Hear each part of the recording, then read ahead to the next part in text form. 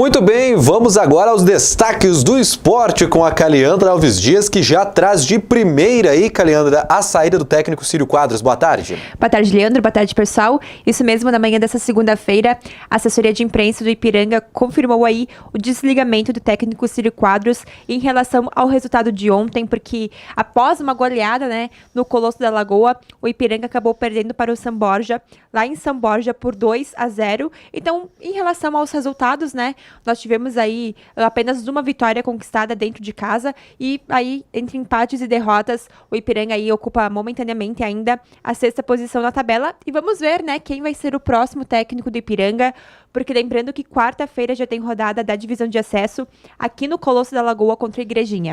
Muito bem, tá aí, a gente vai mostrar para você os gols dessa partida entre Ipiranga e São Borja a partir de agora e já fala mais da saída do técnico Círio Quadros. Te liga!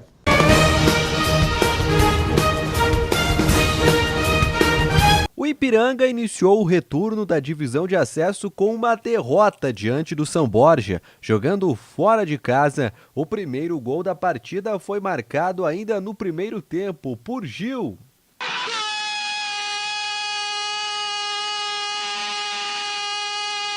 Já o segundo saiu dos pés de Léo Mineiro em uma cobrança de pênalti na segunda etapa. Mineiro bateu!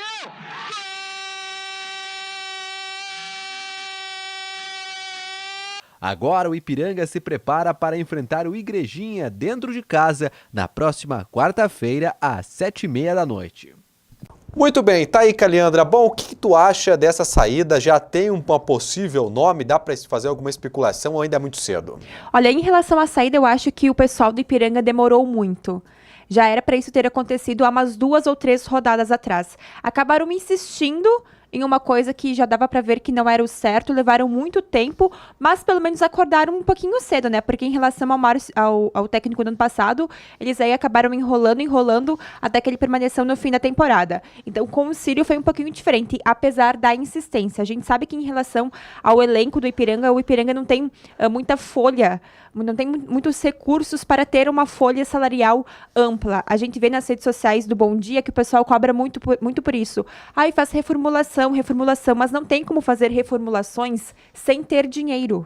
Hoje, em relação à equipe do Ipiranga, o único jogador que veio emprestado foi o zagueiro Rafael Klein, que vem emprestado do Grêmio. Então, o resto, o Ipiranga tem que desembolsar para manter o jogador. Então, com a folha salarial do Ipiranga, é muito difícil, principalmente em relação a não receber verba das transmissões dos jogos. Já se estivesse na Série A do Gauchão, seria um pouquinho diferente, porque iria ganhar essa verba das transmissões. Mas é isso que deixa o torcedor incomodado, porque a questão do Ipiranga, veja exemplo esse ano. Esse ano o Ipiranga venceu aí, ganhou 2 rodadas da Copa do Brasil, entrou dinheiro no caixa. O Ipiranga já tinha um pouco mais de dinheiro do ano passado, da Copa Vianney Carlet. Mas a questão é o seguinte, times como São Borja não tem nada, tem o apoio da Prefeitura de São Borja. E veio aqui... E aqui nem apoio tem, Aqui o Ipiranga fez 5-0, mas foi lá e não conseguiu ganhar com esse time. O que acontece? É o treinador? É o time que é ruim? O que está acontecendo com o Ipiranga? Eu acho que é um misto de fatores, porque tanto o treinador quanto os jogadores. A gente sabe que hoje o elenco de jogadores do Ipiranga, se formos ver, não tem um nome referência. Ano passado tinha o Simon, ano passado tinha o Giaderetti, que foram jogadores que vestiram a camisa da dupla Grenal. Então esse ano não tem nenhum jogador de referência, não tem nenhum jogador que tu possa falar, esse jogador é a cara do Ipiranga, é a cara do Ipiranga que busca, do próprio Ipiranga que subiu. Quando o Ipiranga subiu pelo elenco, subiu pela raça, pelos jogadores, pelo que os jogadores mostravam dentro de campo. Se formos ver de todas as competições dessa divisão de acesso, o único jogo do Ipiranga que a gente viu assim, o Ipiranga jogar com força, com ganho, foi no jogo da outra rodada que golearam por 5-0. Porque nos outros jogos nós vimos muitas dificuldades do Ipiranga em relação à construção de jogadas, defesa, meio campo, porque muitas vezes o torcedor reclama que a bola não chega, que o atacante não faz gol, mas não tem quem passe a bola para o atacante. Então isso é um problema muito complicado. O Ipiranga tem um problema tinha um problema do técnico, e agora vamos ver se o novo técnico do Ipiranga vai conseguir aproveitar algumas qualidades dos jogadores. A gente sabe que... O que é a hora do Ipiranga agora? Apostar em nomes já conhecidos aí do interior ou trazer mais uma novidade? Como foi aquela questão do Márcio Nunes, a própria Círio Quadros, foi uma novidade do interior, trazer para a divisão de acesso. Qual é o momento do Ipiranga agora? É experiência ou é novidade? Olha, se nós formos ver em relação à experiência, o Ipiranga vai ter que desembolsar um pouquinho mais. E a gente sabe que isso não tem recursos. Então eu acho que é bom o Ipiranga buscar alguma coisa que... Vamos falar a real, vamos buscar uma coisa próxima da região e alguma coisa que não suba um pouquinho mais ao teto do que o Ipiranga busca. Porque não adianta o Ipiranga trazer um treinador que vai custar 4, 3 mil reais, sendo que os jogadores recebem 1.000, 2.000 reais. Então isso fica um pouquinho acima do que o Ipiranga precisa e vai acabar aí desequilibrando em relação às outras contas do Ipiranga. Então não adianta o Ipiranga querer buscar um técnico de nome, porque não tem elenco para isso. Pode ser o treinador que for, pode ser o Guardiola da vida, mas se os jogadores não são bons, não tem o que tirar. Então, o Ipiranga vai ter que abrir um pouquinho os olhos, porque quarta-feira já tem jogo aqui. Muito bem, vamos seguir falando agora de futebol. Vamos falar do clássico Grenal no fim de semana, que teve Grêmio e Inter, com a maioria dos seus times reserva em campo. Como é que tu avalia essa partida? Olha, foi uma novidade, né? Porque assim, o Internacional anunciou na sexta-feira, o presidente do Inter anunciou que o Inter iria com time reserva em forma de protesto pela ampliação da suspensão do Nico Lopes, que de 2 jogos foi para 4. Até aí tudo bem. O Renato falou que não, que o Grêmio ia com time titular e tudo mais, mas 1h30 ontem, antes do Clássico Grenal, o Grêmio aí anunciou a sua escalação com todos os jogadores reservas. Em relação ao goleiro, o Júlio César estava relacionado para ser titular. Porém, a gente sabe aí que tem os jogadores estão aí passando e estão sofrendo por uma virose.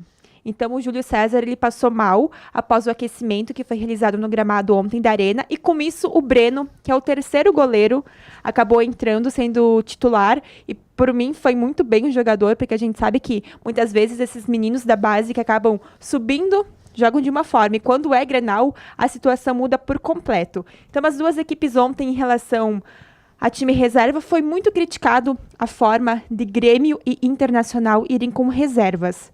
Teve pessoas que falaram que era falta de respeito com os torcedores, porque assim, o Grêmio vendeu todos os ingressos. A Arena ontem, quem assistiu o jogo, estava lotada. Coisa que não aconteceu no jogo da semana passada em relação a uma Libertadores da América, né? Então, os torcedores guardaram um dinheirinho para ir no Grenal, ao invés de assistir o Grêmio pela Libertadores. E o pessoal falou aí que foi uma falta de respeito em relação à torcida que paga ali o seu sócio, que paga ingresso, que vem de excursão. Erechim levou, se não me engano, 3 ou 4 ônibus para a Arena. Mas, assim, em relação ao Grêmio entrar com o time reserva, o Renato ontem, após uma coletiva, falou que isso foi uma tática do presidente do clube. Em relação a possíveis jogos da Libertadores, não tem nas próximas semanas, tem só lá em abril. Então, esse mês, Grêmio e Inter não entram mais em campo pela Libertadores. Eu acho que o Grêmio foi mais uma tática para preservar Jeromel, Kahneman, Luan para a próxima fase do Campeonato Gaúcho, que, né, vai ser mata-mata. Em relação ao Grenal como um todo, ontem foi que dia? Foi dia... Marcão. Marcão, 12? 13 ontem? 17. 17. O Gauchão começou em fevereiro. Óbvio que Grêmio e Inter iriam com time reserva. Se o Gauchão fosse na 4ª, 5ª rodada, iriam com time titular. Mas vamos falar a verdade, gente. Gauchão já está tudo encaminhado. Todas as classificações estão encaminhadas. Não tem por que Grêmio e Inter colocar time titular quando Grêmio e Inter já estão classificados para a próxima fase.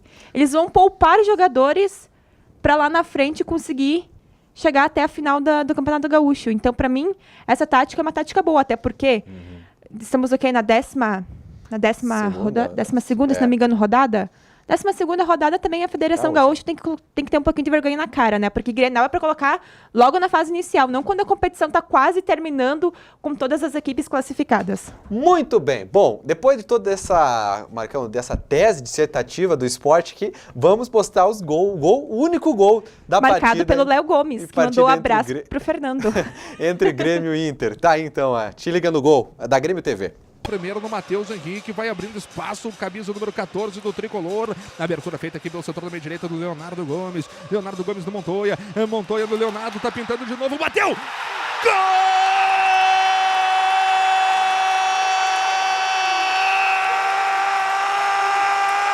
Do Grêmio, Leonardo Gomes! Leonardo Gomes abre o placar aqui na Arena. Na troca de passes, envolvendo a defesa colorada. Deve ser explicação que é reserva, porque os caras não devem jogar junto.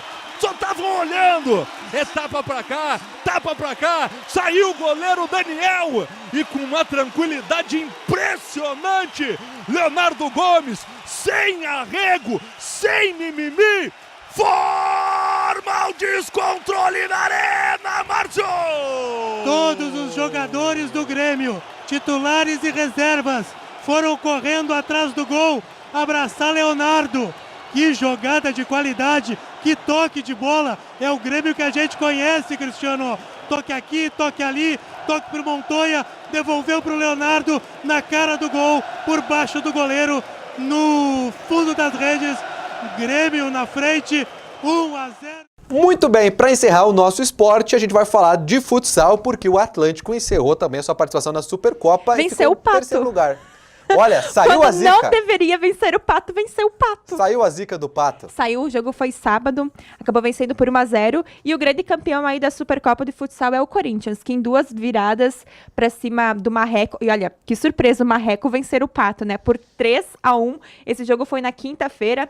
Sexta-feira foi aquele dia para os jogadores terem um pouquinho de folga, focarem nos jogos de sábado. E o primeiro jogo que foi realizado lá em Francisco Beltrão foi do Atlântico contra o Pato, que foi aí a decisão do terceiro lugar, que o Atlântico acabou garantindo o terceiro lugar. Ou seja, nessa competição, pior que o Atlântico, foi só o Só o Pato Pato mesmo, que os donos da casa perderam os 2 jogos, né? Perderam. Então, assim, uma surpresa aí foi em relação ao Marreco, que venceu e acabou aí começando o jogo em relação ao jogo da final, começou vencendo o Corinthians virou, depois o Marreco virou de novo, o Corinthians teve que virar e venceu o jogo por 4-2, e agora o Corinthians é o Brasil na Libertadores da América de Futsal. Vamos torcer. Obrigado, Caliano. Seus destaques do esporte? São esses e voltamos amanhã.